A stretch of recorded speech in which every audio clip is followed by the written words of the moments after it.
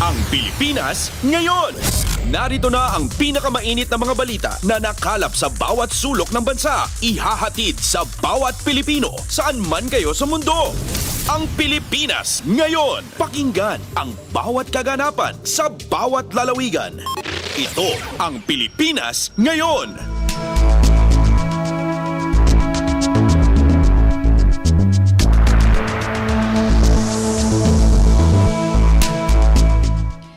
Magandang araw sa ating mga tagapakinig. Welcome po muli sa ating programang Ang Pilipinas Ngayon.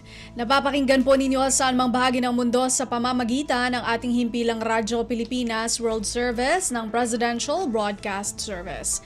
Napapakinggan po tayo sa mga sumusunod na shortwave frequencies sa 9.925 MHz, 12.120 MHz, 15.190 MHz at sa ating official Facebook page, Radyo Pilipinas World Service.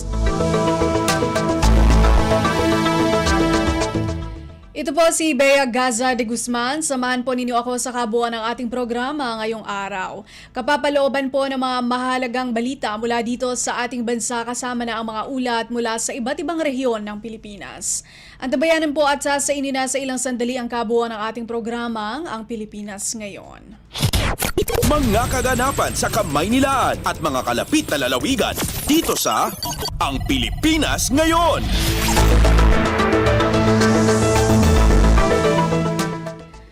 Sa ating mga balita, formal nang nilagdaan bilang batas ni Pangulong Ferdinand R. Marcos Jr. ang Philippine Maritime Zones Bill at ang Philippine Archipelagic Sea Lanes Bill sa isang seremonya sa Palasyo ng Malacanang nitong Biyernes. Layunin ng Republic Act o RA No. 12064 o Philippine Maritime Zones Act na ideklara ang soberanya ng Pilipinas at bigyang liwanag ang karapatang pangsoberanya ng Pilipinas sa maritime zones nito tulad ng internal waters, archipelagic waters, territorial sea, contiguous zones, exclusive economic zones o EEZ at continental shelf. Ito'y bilang pagtalima sa United Nations Convention on the Law of the Sea o UNCLOS at iba pang umiiral na mga batas at kasunduan o treaties. Samantala, isinabatas din ang RA No. 12065 o ang Philippine Archipelagic Sea Lanes Act bilang pang-complement sa Philippine Maritime Zones Act na tumitiyak sa pagprotekta sa soberanya ng bansa at maritime domain nito sa pamamagitan ng pagtutukoy ng ruta at mga lugar o areas na gagamitin at maaaring ma-access ng foreign military vessels at foreign registered aircraft para sa passage. Alinsunod pa rin ito sa UNCLOS at Convention on International Civil Aviation o Chicago Convention. Pakinggan natin ang naging talumpati ni Pangulong Ferdinand R. Marcos Jr. sa naturang event. Today we gather for the signing of two very significant laws that emphasize the importance of our maritime and archipelagic identity. The Philippine Maritime Zones Act and the Philippines Archipelagic Sea Lanes Act. With these pieces of legislation, we align our domestic laws with international law, specifically the UN Convention on the Law of the Seas, or UNCLOS, to improve our capacity for governance and reinforce our maritime policies for economic development and for national security. The first law is the Philippine Maritime Zones Act, which clearly defines the extent of our maritime entitlements and fully declares their metes and bounds in accordance with our Constitution and with the UNCLOS. This is essential in establishing the extent of our maritime jurisdiction and to ensure that our rights and duties as an archipelagic state are well defined in order that all Filipinos can rightfully enjoy the riches of our seas. Our people, especially our fisherfolk, should be able to pursue their livelihood free from uncertainty and harassment. We must be able to harness mineral and energy resources in our seabed. Maintaining the primacy of the UNCLOS and the 2016 Arbitral Award as our beacons in the maritime domain, the Philippines reaffirms its sovereignty, sovereign rights, and jurisdiction in our waters. By defining and asserting our maritime zones, We project to the international community that we are staunchly committed to nurturing, cultivating, and protecting our maritime domain. The second law, the Philippine Archipelagic Sea Lanes Act, complements both our maritime and aerial policies by establishing a route system in our country's archipelagic waters and, as well, the airspace above it. The designated archipelagic sea lanes and air routes aim to facilitate safe passage for foreign ships and aircraft without compromising our national security, nor diminishing our capacity for good environmental stewardship. These sea lanes will offer continuous, expeditious, and unobstructed transit for vessels and air transport, while obliging them to comply with navigational regulations and procedures, as well as with the air rules of flight safety and protocols. We are committed in implementing these ASLs in faithful accordance with the process found in the UNCLOS, while firmly upholding the principles of reciprocity and mutual respect amongst states. The passage of these two priority bills fully demonstrate our commitment as a responsible member of the international community and our advocacy to uphold rules-based international order. In the same breath, these signal our resolve to protect our maritime resources, preserve our rich biodiversity, and ensure that our waters remain a source of life and livelihood for all Filipinos. I convey my gratitude to our legislatures for their steadfast commitment to safeguard the interests of the Filipino people. This includes the assertion of our rights as an archipelagic state while fulfilling our obligations under international law. Bringing these bills forward took incredible commitment, as these have been deliberated since at least the 15th Congress. This long journey has been led by our maritime champions in the House of Representatives and in the Senate, supported by our dedicated team of public servants, technical and legal experts, academicians, and other stakeholders. To you who have collaborated and leveraged your wisdom and expertise to ensure the coherence and the soundness of these laws, I convey my appreciation, and so do the Filipino people. It is expected that the clarity of the extent of the maritime zones and the determination of the archipelagic sea lanes will impact domestic laws and regulations at the national and at the local level. I therefore call on all concerned government agencies and the local governments to review rules and regulations against these new laws with a view of undertaking the necessary steps for their effective implementation. As part of the 14th Congress that passed the Philippines Archipelagic Baselines Law in 2009, this matter is close to my heart because these measures prove not only our commitment to ensuring the safety and prosperity of our maritime domain, but also our firm faith in our identity as a maritime nation. It is a spirit that transcends administrations. It is an intrinsic and undeniable part of the national, the Filipino character. It is my fervent hope that with the help of these two laws, we will continue to pursue and defend our maritime interests and navigate towards a brighter and stronger bagong Pilipinas. Si Pangulong Ferdinand R. Marcos Jr. Pasada ng mga balita mula sa Pilipinas para sa mga Pilipino saan man sa mundo. Ang Pilipinas Ngayon.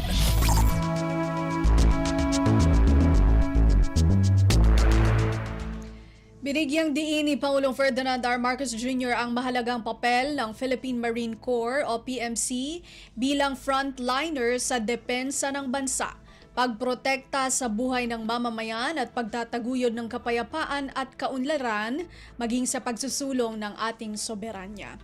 Ginawa ng Pangulo ang pahayag sa pagdiriwang ng ika-74 na anibersaryo ng Philippine Marine Corps o PMC. Tiniyak naman ng Pangulo na mananatili ang suporta ng pamahalaan sa pagpapalakas at pagbubuo ng mas komprehensibong depensa ng bansa. Nangako ang Commander-in-Chief na tututukan nito ang modernong infrastruktura at pagpapaunlad ng mga pasilidad upang lalong humusay ang operasyon ng PMC. Narito ang naging mensahe ni Pangulong Ferdinand R. Marcos Jr. sa naturang event. First of all, congratulations to the Philippines Marine Corps on your 74th birthday. Time and again, the Philippine Marine Corps, or the PMC, has stood at the forefront of our nation's defense, protecting the lives of our people, promoting peace and development, and asserting our sovereignty. Your unwavering commitment to duty, whether on land or on sea, has been instrumental in shaping the security landscape that we continue to build on today. As we gather to commemorate your 74th birthday, it is only fitting that we reflect on your distinguished history and honor the countless sacrifices that you have made in the service of the nation. Your contributions not only ensured our safety, but have also reinforced the very foundation of our shared future. What started as a volunteer group has grown into a capable force under the Philippine Navy, entrusted with a critical mission to safeguard our maritime sovereignty, counter-insurgency, and stabilize areas of conflict. From engaging communist insurgents in the 1950s to adapting to the evolving security challenges of today, your drive has never wavered. You have empowered our nation to confront complex threats and meet each challenge with greater foresight and resolve. In facing asymmetric threats, you have shown remarkable agility and focus, enabling you to execute high-stakes missions with precision. Undoubtedly, your specialized skills and tactical expertise have made you an invaluable asset in our fight against insurgency and lawless violence. When disaster and calamity strike, you also stand ready to bring swift relief and critical aid to our people. In these crucial moments, the Marine Corps steps forward to help us recover, striving to reduce the devastating impact of natural disasters on our communities. We recognize that the challenges you face now are growing more and more difficult. To defend our islands, to secure our shores, protect our people across the archipelago, each one of these is a pivotal task. Tasks that we can learn from and find fulfillment in. This is something I am very familiar with. I trained as a Marine back then. And at that time, I carried the weight of both pride and responsibility. A weight. I came in eager, perhaps a little intimidated and daunted, yet certain that the lessons that I would learn here would last a lifetime. Joining this force transformed me in ways nothing outside of the military or of the Marine Corps could possibly have given me. The Marines have taught me that in moments when the path is unclear, it is our resolve and the quiet strength to keep rising, to keep moving forward despite setbacks that defines us. As we envision the Marine Corps as a specialized force for our littoral defense in the years to come, allow me to reaffirm the promise I made 2 years ago on this very occasion to provide support in advancing the mandate of your organization. We are committed to building a stronger and more comprehensive defense posture by investing in modern infrastructure, upgrading facilities that will boost your operations. We will continue to prioritize modernization, ensuring that your defense capabilities align with our nation's strategic needs. To the men and women of the Marine Corps, I enjoin you to embody the dedication and excellence that have long characterized the legacy of the Marines. Impart these values to the next generation so that together we can strengthen our communities, reinforce our people, and build a brighter, more prosperous future for all. As we mark this milestone, let us not simply trace our roots, but also celebrate the legacy of service that you have nurtured over the many years. Once again, my sincere congratulations to all, especially to our awardees and every Marine who has come this far. Let us embrace the present with renewed hope and resolve, steering towards a bagong Pilipinas where the Marine Corps rises as a formidable force in our shared prosperity and advancement. Maraming salamat po. Mabuhay ang Philippine Marine Corps. Mabuhay ang bagong Pilipinos. Wuha! Si Pangulong Ferdinand R. Marcos Jr. Kumpleto, detalyadong balitaan, di papahuli sa mahahalagang kaganapan. Kamustahin ang inang bayan, ang Pilipinas ngayon. Nagpasalamat si Pangulong Ferdinand R. Marcos Jr. sa Singapore para sa pagtulong sa Pilipinas matapos manalasa ang bagyong Christine. Nag-usap sina Pangulong Marcos at Singaporean Prime Minister Lawrence Wong sa telepono. Sa kanilang pag-uusap, pinarating ni Pangulong Marcos na malaki ang naitulong ng Singapore sa mga biktima ng bagyo. Nagpadala kasi ang Singapore ng military aircraft sa Pilipinas na ginamit para dalhin ang mga non-food items sa Naga City. Isang Singapore sa 4 na Southeast Asian countries na tumulong sa Pilipinas kasunod ng pananalasa ng bagyong Christine. Pasada ng mga balita mula sa Pilipinas para sa mga Pilipino saan man sa mundo. Ang Pilipinas ngayon.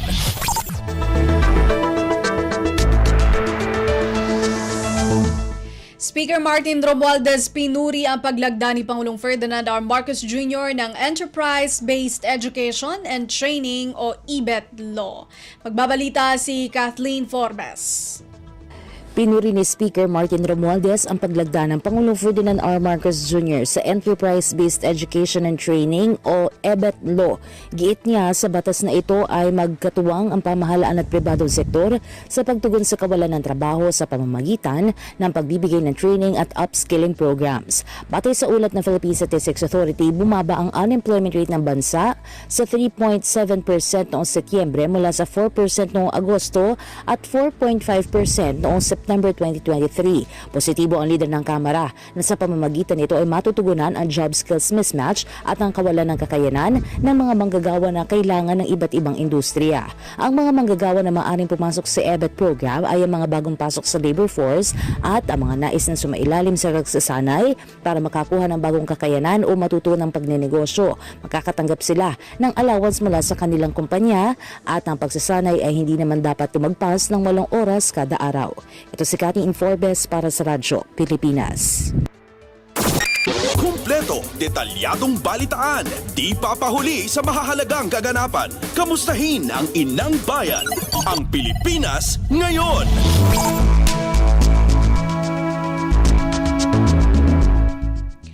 National Grid Corporation of the Philippines o NGCP agad kumilos upang ayusin ang mga nasirang transmission lines sa mga lugar na sinalanta ng bagyong Marce. Detalye ng balita mula kay J. Mark Dagala. Agad kumilos ang National Grid Corporation of the Philippines para isaayos sa mga nasirang transmission lines, partikular na sa mga lugar na matinding sinalanta ng bagyong Marce. Ayon sa NGCP, nagkasana ng pagpapatrolya ang kanilang mga tauhan upang magsagawa ng sabayang pagbabalik ng supply ng kuryente sa mga lugar na ligtas ng pasukin. Kabilang sa mga apektadong transmission lines ay ang Santa Ana Lalo 69 kV line, Tugigaraw Magapit 69 kV line, Magapit Kalamanyugan 69 kV line at Tugigaraw Tabuk 69 kV line. Sabi pa ng NGCP na kasakaling makaranas ng power outage sa labas sa mga nasabing lugar ay makipag-ugnayan lamang sa kanilang local distribution utility. Magungunit ang unang binayo ng bagyong Marce ang bayan ng Santa Ana sa Cagayan na sumira sa mga linya ng kuryente bunsod ng malakas na hangin at ulan na dala nito. J. Mark Dagala, Radyo Pilipinas. Pasada ng mga balita mula sa Pilipinas para sa mga Pilipino saan man sa mundo. Ang Pilipinas ngayon.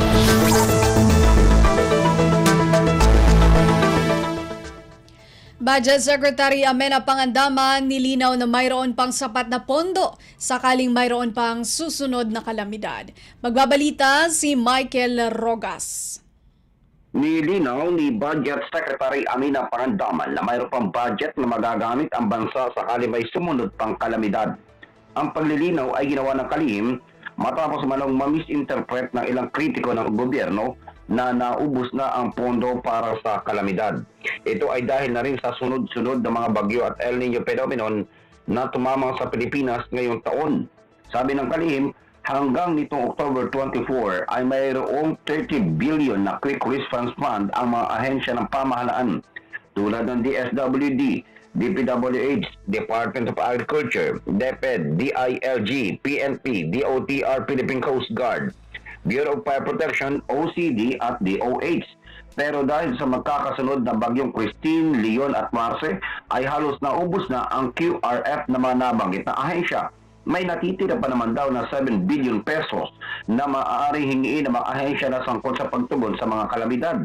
Ang pondong ito ay maaaring kunin sa Unprogram Appropriation, Contingent Fund at Local Government Support Fund. Katunayan, humingi na ng pondo ang DSWD maging ang tanggapan ng DPWH para sa dagdag na Quick Response Fund. Ito si Michael Rogas para sa Radyo Pilipinas. Kumpleto, detalyadong balitaan, di papahuli sa mahahalagang kaganapan. Kamustahin ang inang bayan, ang Pilipinas ngayon. Sa ilalim ng administrasyon ni Pangulong Ferdinand R. Marcos Jr. nananatili ang Pilipinas sa isa sa fastest growing economies sa Asia. Ayon kay National Economic Development Authority, NEDA Secretary Arsenio Balisacan, pumalo ang growth rate ng ekonomiya sa 5.2%, kung saan umabot sa 7.4% ang Gross Domestic Product o GDP ng Pilipinas. Dahil dito, nauuna ang Pilipinas sa bansang Indonesia, China at Singapore.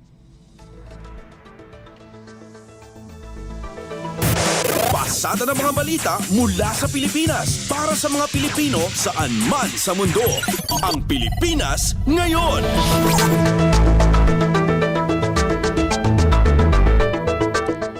Economic team ng bansa isinusulong ang agarang pagsasabatas ng 6.35 trilyong piso na pambansang budget sa susunod na taong 2025 para sa mabilis na paglago ng ekonomiya. Si Melanie Valdos Reyes sa report.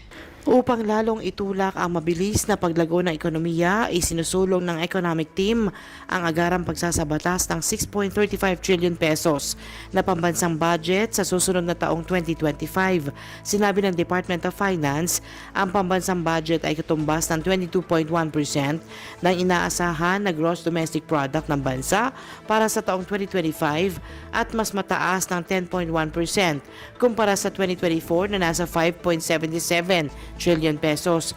Nakapaloob sa budget ang mahigit na kalahati o 62.5% na ilalaan sa serbisyong panlipunan tulad ng infrastruktura, health, education, human capital development, social welfare, employment, housing at iba pang social protection programs. Kasabay nito, nag-commit ang gobyerno na palakasin ang hakbang sa climate mitigation at disaster preparedness para sa katatagan ng bansa. Patuloy din na bibigyang kapasidad ang mga local government units sa pamamagitan ng People's Survival Fund o PSF at pagpapalawig ng microinsurance para sa komunidad at vulnerable sector. Melanie Valdos Reyes para sa Radyo Pilipinas. Kumpleto, detalyadong balitaan, di papahuli sa mahahalagang kaganapan. Kamustahin ang inang bayan, ang Pilipinas ngayon.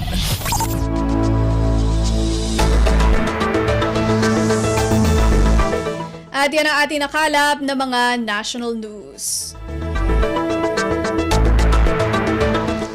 Samantala, narito naman po ang mga balita mula sa ating mga kasamahan sa iba't ibang mga rehiyon dito sa ating bansa para sa ating regional news ngayong araw na ito. Balita mula sa lalawigan sa bawat rehiyon ng ating bayan. Dito sa Ang Pilipinas Ngayon.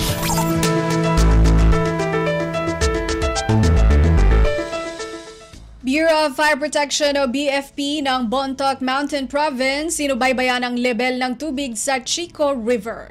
Si Arlene Fagian sa report. Agtultuloy iti panag-monitor dagiti personnel iti Bureau of Fire Protection Bontoc Mountain Province iti igid iti Karayan Chico ditoy Bontoc. Napatag daytoy nga proactive measure tapno ti kastakat maipasigurado ti kinatalgad iti komunidad ken tapno malapdan ni nanyaman nga mabalin nga insidente a mapasamak nga po iti kasasaad iti tiempo. Sigon iti Municipal Information Office iti Bontoc aging gana iti agsapa iti Mountain Province ket adda iti sidong iti Tropical Cyclone Wind Signal number 2 anang itunda iti nangato nga level iti danom iti Karayan nga isu iti banbantayan tapno masalakniban dagiti umili. Kabayatan 9 palagipay iti Bontoc Municipal Disaster Risk Reduction and Management Office iti publiko iti panagkedkedda amapan iti Karayan tapno maliklikan iti anyaman nga madi nga mapasamak ken bantayan da dagiti parientes iti anak da tapno ti kastaket awan iti madisgrasya. Ket manipod ditoy Bontoc, Arlene Fagian para iti World Service. Balita mula sa lalawigan sa bawat rehiyon ng ating bayan. Dito sa Ang Pilipinas Ngayon.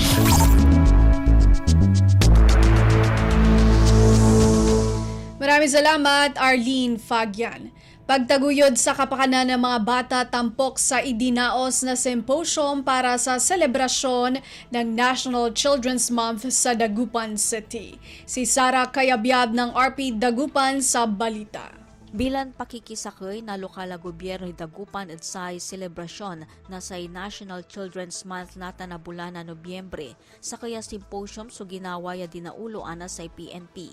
Tampo sa aktibidad so saray na paga na aralan piyan na itulak ya nagamuran so kamaungan para at saray ugugaw. Unong at saya in pasilong da at sa tatawag na capacity building on protection of children laban at sa panabuso, panbaliwalatan, eksploitasyon na dinauloan na sari walad PNP Directorate for Investigation and Detection Management tan Crime Research and Analysis Center so saray miyembro na Child Protection Committee na Dagupan kaiba so amin na barangay kapitana syudad, barangay secretary, school heads, SK chairman, PTA presidents, PNP Women's Desk tan sari Public School District Supervisor at syudad.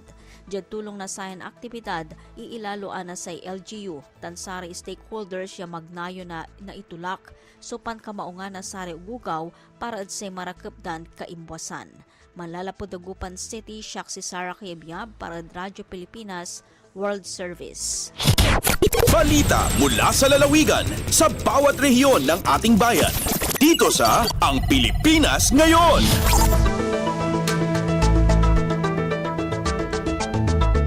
Maraming salamat, Sara Kayabyab. Magsasaka sa Tanay Rizal na mayroong insured agricultural products na sinalanta ng Bagyong Christine matatanggap na ang claims mula sa Philippine Crop Insurance Corporation o PCIC. Ang detalye mula kay Joshua Miguel Suarez ng RP Lucena. Hinihintay na lamang ng ilang mga agrikultor sa Tanay Rizal ang makukuhang claims mula sa Philippine Crop Insurance Corporation para sa kanilang insured agricultural products sa napinsala ng Bagyong Christine ayon kay Municipal Agriculturist Romeo Brizo Cruz. Sa episode ng Usapang Agrikultura sa Radyo Pilipinas Lucena kaninang umaga, ibinahagi ni Ginoong Cruz na marami na rin sa mga apektadong agrikultor ang nakakuha na ng kanilang indemnity checks mula sa PCIC. Paliwanag pa ng opisyal, may kalakihan ng pinsala sa agricultural sector sa Tanay nang nagdaang Bagyong Christine lalo na sa aquaculture. Nasa 4.6 million pesos anya ang pinsala sa rice, 2 million pesos sa high-value crops at halos 67 million pesos naman ang damages sa aquaculture kasama ang commercial. Sa kabila nito, balanse anya mga programang pang-agrikultura sa Tanay at nakahandang tumulong ang lokal na pamahalaan kasama ang Department of Agriculture sa mga magsasaka at maing-isda upang maibangon kaagad ang sektor ng agrikultura sa bayan. Mula RP1 Lucena, ito si Joshua Miguel Suarez para sa Radyo Pilipinas World Service. Balita mula sa lalawigan sa bawat rehiyon ng ating bayan. Dito sa Ang Pilipinas Ngayon. Maraming salamat kay Joshua Miguel Suarez. Palawan may pinakamaraming botante sa Mimaropa Region. Si Gudi Sarsagat ng RP Palawan sa balita. Ipapalam ni Attorney Suminigay Merindato, City Election Officer ng Calapan City, nga Palawan ang may pinakamantas nga raka ang butante sa rehiyon. Nga indasunan ang Oriental Mindoro, Occidental Mindoro. Makuna mag-aabot sa sobra sa 2 ka milyon ang registered voters sa bugos nga rehiyon sigon sa pinakauring voters registration nga ing buhat ang komisyon. Mag-aabot sa lampas 700,000 ang registered voters ang Palawan. Nagadasundigi ang Oriental Mindoro nga nag-aabot sa sobra 300,000. Total registered voters Romblon lampas sa 200,000 ang Marinduque na nga sa sobra 165,000 registered voters. Midyan da kunong 71 munisipyo ang may maropa midyan nga 1,460 nga mga barangay sa dadi. Alindigi sa Puerto Princesa City, Palawan, Gudi Sarsagat para sa Radyo Pilipinas World Service. Balita mula sa lalawigan sa bawat rehiyon ng ating bayan. Dito sa Ang Pilipinas Ngayon. Maraming salamat, Gudi Sarsagat. National Food Authority o NFA Surigao del Sur iniulat ang magandang takbo ng palay procurement program nitong anihan. Balita mula kay Nerissa Espinosa ng RP Tandag. Gitaho ni Alvin Balatero, NFA Surigao del Sur OIC Branch Manager nga maayo ang nahimong dagan sa ilang palay procurement program ining panahon sa ting-ani. Sa pagkikinabi sa Radyo Pilipinas Tandag kaniya, mukabat na matud pa sa 240% ang accomplishment nila alang sa kasamtangang tuig. Gani halos mapuno na ang ilang tandag warehouse nga adunay kapasidad nga 200,000 bags. Sumala pa ni Balatero, dako ang nahitabang sa presyo sa NFA sa karon nga naa sa 23 pesos matag kilo sa clean and dry nga humay, subay sa ilang price range scheme kon pricers kundiin mas gipili sa mga mag-uuma nga magbaligya sa ilang humay diha sa NFA aron mukita og dako. Ang naipon nga humay ug bugas sa NFA mo'y magsilbi nga buffer stock sa ahensya nga gamiton panahon nga adunay kalamidad. Gikan sa RP Tandag, kini si Nerissa Espinosa alang sa Radyo Pilipinas World Service. Balita mula sa lalawigan sa bawat rehiyon ng ating bayan. Dito sa Ang Pilipinas Ngayon. Maraming salamat, Nerissa Espinosa. Disaster resilient na mga pabahay tiniyak ng Ministry of Human Settlements and Development o BARM. Narito ang ulat ni Eloisa Mohamad ng RP Hulo. Basisya sa Bakasan Ministry of Human Settlements and Development atau MHSD BARM in panai sa kulang matanam iwan lapas bay hakatilibot simbinay bayan. Kaya bahagi Ismail W. Ibrahim Bangsamoro Director General sin MHSD BARM so kuntung gatos na iwo housing gap in nawaya sa Bakasan Parintabang Samoro.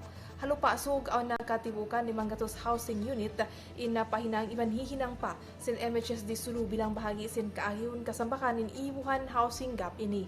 Liuray nga pagdihil balingkat iban matanambay tiya tanto sin upis in mapahun iban matatasin ni renga jinis aramala awla na bihaon daraning pagsugod sin hunus damikyan kaawnan paisab sin climate change. Hapag tibok pa sa Jasin Dagbo sin bahay miyumuhot nila in suway disaster resilient ini. Ganap pay tapay Ibrahim mahugot in pagkainako nila pa Municipal Engineering Office sa Hambuk Pasisil hamat matanto in lupa pagpatindukan sin housing project malayo ha mga aramalabi na sin pagdiri sin lupa ato landslide iban di pagdunukan. Dengan RP Hulo, Eloisa Muhammad para Radyo Pilipinas World Service. Balita mula sa lalawigan sa bawat rehiyon ng ating bayan. Dito sa Ang Pilipinas Ngayon. Maraming salamat, Eloisa Mohamad. Narinig po ninyo ang mga balita mula po sa iba't ibang lalawigan dito sa Pilipinas sa pamamagitan po ng ating regional news.